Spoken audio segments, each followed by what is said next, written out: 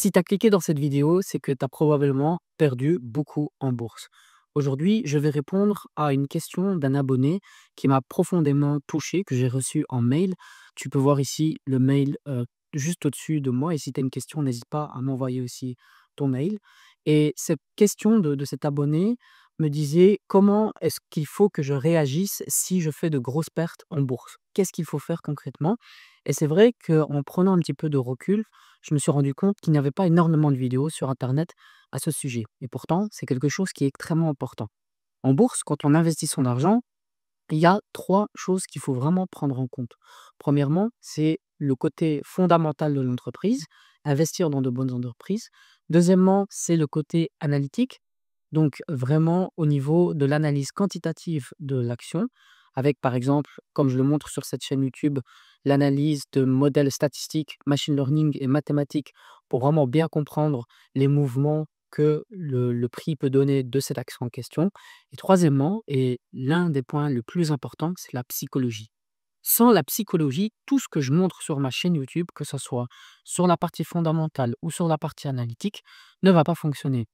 Parce que tu as beau avoir les meilleures stratégies du monde, mais si tu prends les mauvaises décisions à cause de biais psychologiques dans tes investissements, tu vas complètement te foirer. Et donc, à la fin de cette vidéo, tu vas être capable de savoir exactement comment est-ce qu'il faut réagir lorsque tu fais de grosses pertes en bourse.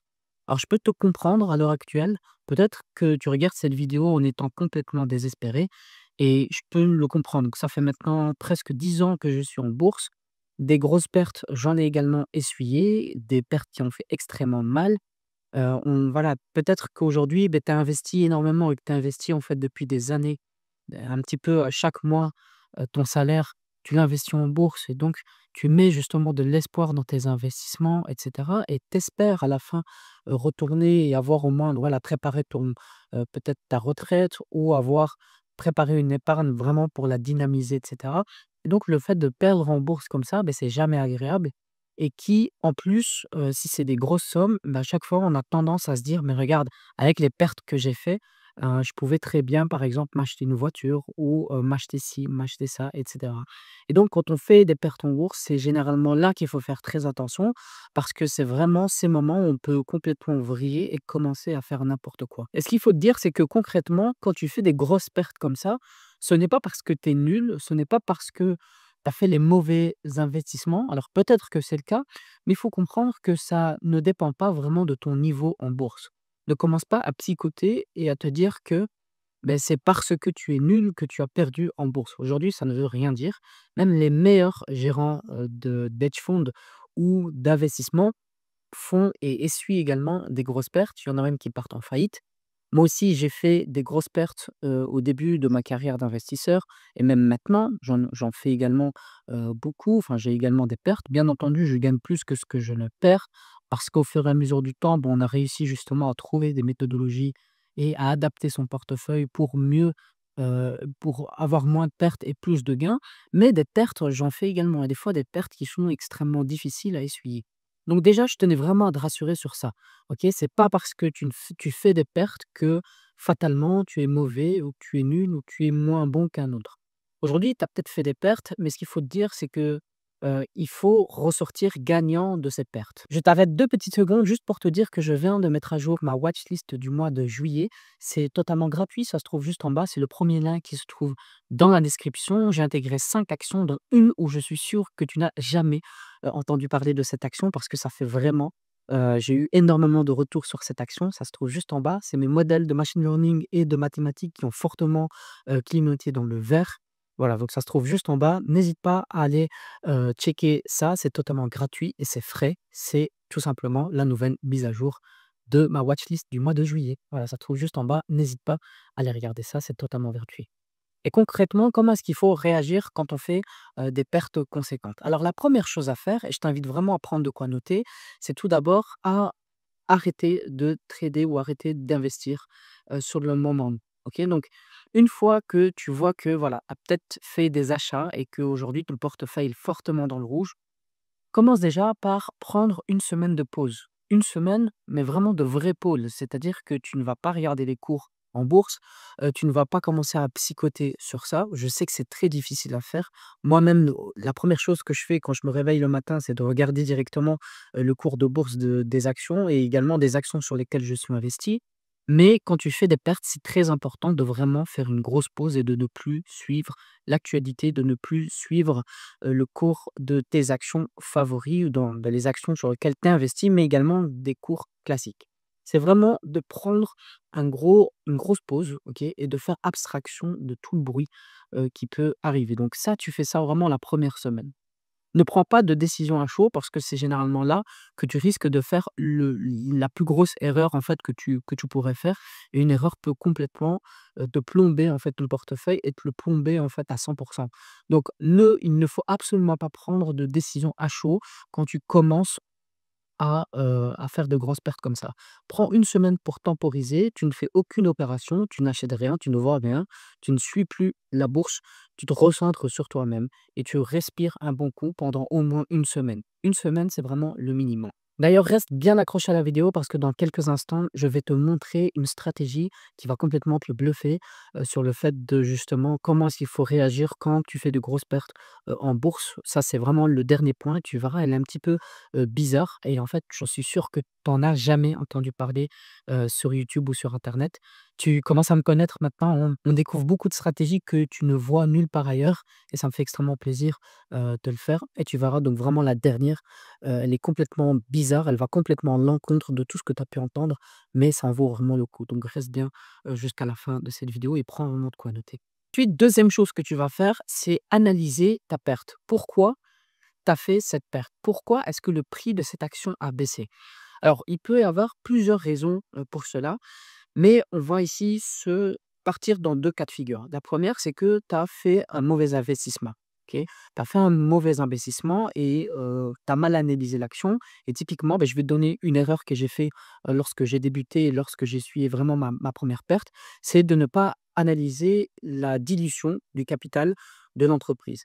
Typiquement, j'étais investi dans une action et il allait encore avoir en fait des options qui allaient être, unlocked, c'est-à-dire débloquées, aux fondateurs au fur et à mesure du temps et je n'étais pas au courant justement, de ça et les fondateurs, en plus de ça, ils vendaient, ces actions et il n'y avait pas assez de volume, acheteur pour soutenir et pour compenser, la vente que ces actionnaires faisaient.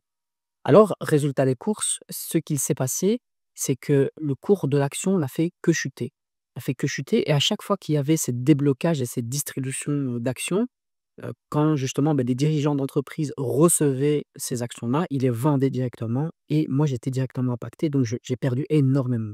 Énormément et ça se compte quand même, sur de gros montants et clairement au début, je n'avais pas compris cette faute. C'est par après, quand justement j'ai analysé, essayé de comprendre pourquoi est-ce que l'action a baissé, que j'ai compris qu'il fallait prendre ça également en compte.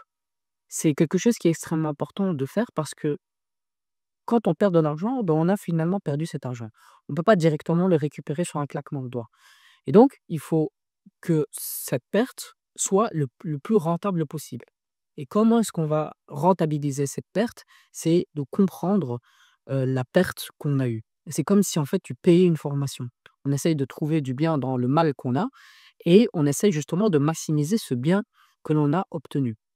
Donc la deuxième chose à faire, c'est vraiment d'essayer de comprendre exactement, quelle est, la raison pour laquelle l'action, a baissé et ça, ici, c'est une des raisons que je t'ai donné moi, qui m'est arrivée personnellement.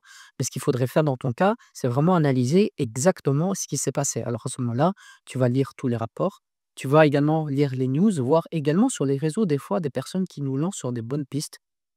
Par exemple, Reddit, ça peut être également un bon endroit. Tu peux aussi regarder un petit peu sur Twitter ce que les personnes disent et à partir de là, tu vas un petit peu comprendre ce qui s'est passé. Bien entendu, en amont, il faut que tu aies lu, tous les rapports, les bilans financiers et que tu aies fait bien entendu une analyse fondamentale pour vraiment cerner un petit peu ce qui s'est passé. Mais allez regarder un petit peu ailleurs, sur Twitter, Reddit, avec des sources comme ça alternatives, et pas des sources purement financières, peuvent te donner des petites pistes sur ce qui pourrait en fait des petites news en fait que tu aurais pu, oublier ou omettre lors de ton analyse. La troisième chose que tu dois faire, c'est la prise de décision. Alors à ce moment-là, dans cette troisième étape, on va vraiment savoir et comprendre en fait, est-ce qu'il faut couper ta position ou pas? Alors, moi je pars toujours du principe que je n'ai aucun attachement émotionnel avec une action. Si une action n'est plus rentable, il faut être le plus rationnel possible et pouvoir couper l'action à tout moment, même si on a des pertes latentes sur cette action. Ça, c'est extrêmement important, d'accord? Donc, couper tes pertes s'il le faut. Il ne faut absolument pas avoir d'attachement émotionnel. Si aujourd'hui tu veux garder une action et que la seule chose qui te retient de vendre cette action, c'est de se dire, mais moi j'ai déjà investi dans cette action-là et je suis déjà en perte et j'attends justement que cette action remonte pour pouvoir revendre, alors là, c'est une erreur. Pourquoi? Parce que l'action peut très bien ne jamais remonter et en fait perdre l'intégralité de ce que tu as mis sur cette action. Aujourd'hui, tu as encore l'opportunité de récupérer une partie de ces investissements que tu as fait et donc autant la récupérer si c'est encore possible et si, bien entendu, les conditions te le permettent. Alors moi, j'ai une technique qui est simple pour ça, c'est tout simplement de comprendre si l'action et si l'entreprise a eu un changement de fondamental ou pas. Généralement, quand une action baisse, c'est qu'il y a eu un changement de fondamental assez important pour que l'entreprise baisse, de cette raison. Si le changement de fondamental n'est plus en adéquation avec l'analyse primaire que j'avais fait de l'action, alors à ce moment-là, je vends. Si je ne suis plus, aligné avec, le nouvel angle en fait que l'entreprise prend ou que l'action prend, alors à ce moment-là, je me désinvestis de cette action en question. Si par contre, je vois qu'il y a eu aucun changement fondamental et que la seule raison de la baisse, c'est uniquement, une perception du marché, mais qui n'est pas rattaché à un point fondamental à proprement dit, alors à ce moment-là, je j'attends encore et ce n'est pas pour moi une raison de vendre directement.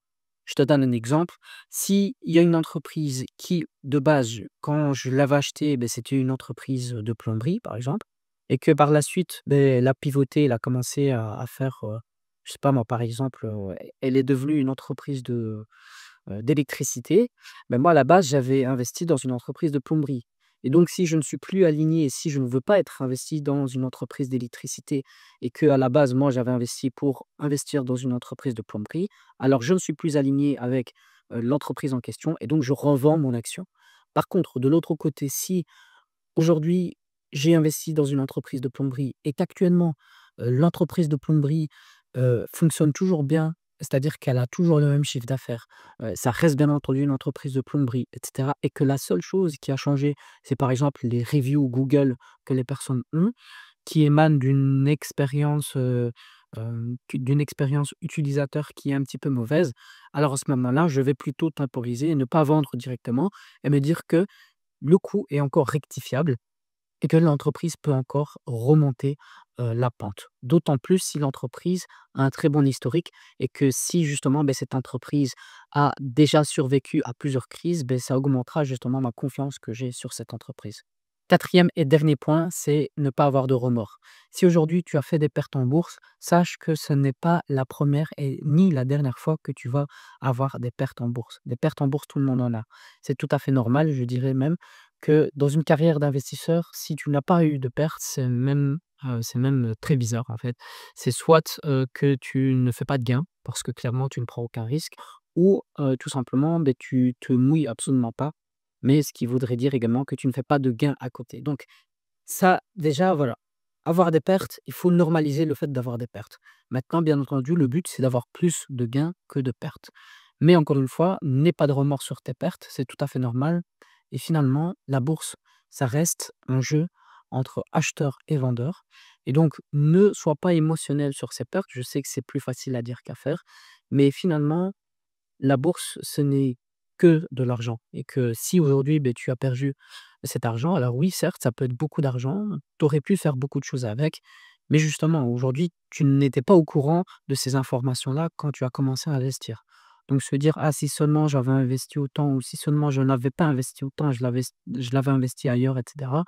Je veux dire aujourd'hui, qui le savait? Si aujourd'hui tu le savais bien dans l'urgence, bah, aujourd'hui tu serais peut-être, multimilliardaire parce que tu aurais des informations que tout le monde n'a pas et ça, c'est complètement impossible.